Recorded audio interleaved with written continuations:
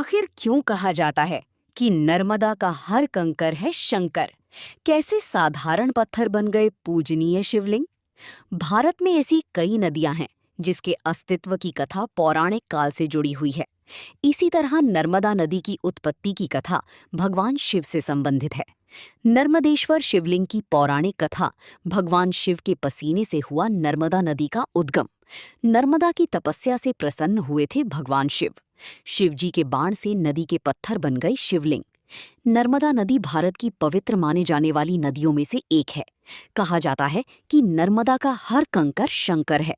नर्मदा के तट पर पाए जाने वाली शिवलिंग के आकार के पत्थरों को नर्मदेश्वर शिवलिंग या बाणलिंग कहा जाता है और ये सभी पत्थर स्वयंभू यानी स्वयं उत्पन्न होने वाला शिवलिंग माने जाते हैं।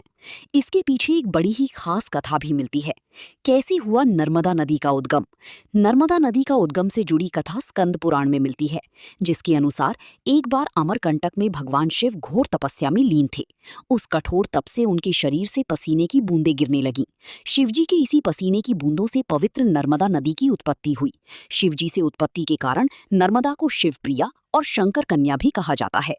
इसीलिए कहलाते हैं बाणलिंग। पौराणिक कथा के अनुसार जब भगवान शिव ने राक्षस त्रिपुरासुर का वध किया था, तो शिवजी के धनुष से एक अत्यधिक शक्तिशाली और दिव्य बाण नर्मदा नदी के जल में जा गिरा। इसी बाण के तेज से नर्मदा के जल में मौजूद पत्थर शिवलिंग के रूप में परिवर्तित हो गए। इसी कारण नर्मदा से निकलने वाली शिवलिंगों को बाणलिंग भी कहते हैं। नर्मदा के पत्थरों की शिवलिंग बनने के पीछे एक और भी बहुत ही रोचक कथा मिलती है। कथा के अनुसार एक बार नर्मदा नदी ने अपनी कठोर तपस्या से ब्रह्मा जी को प्रसन्न किया और ये वरदान मांगा कि मुझे भी गंगा के समान पवित्रता और प्रसिद्धि मिले। इस पर ब्रह्मा जी ने कहा कि जब कोई अन्य देवता भगवान शिव और विष्णु जी की बराबरी कर लेगा, तभी कोई दूसरी नदी गंगा के समान पवित्र हो पाएगी। इस बात को सुनकर नर्मदा ने भगवान शिव की आराधना करना शुरू कर दी। नर्मदा की इस अटूट भक्ति को देखकर महादेव प्रसन्न हुए और नर्मदा के सामने प्रकट हुए। तब नर्मदा ने भगवान शिव से ये वरदान मांगा कि उनकी भक्ति सदैव शिव के चरणों में बनी रहे।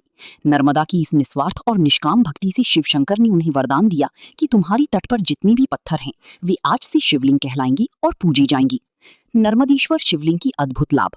अन्य शिवलिंग की तुलना में नर्मदेश्वर शिवलिंग का पूजन अत्यंत फलदायी माना गया है, क्योंकि नर्मदा तट से निकली शिवलिंगों में स्वयंभू दिव्य ऊर्जा होती है।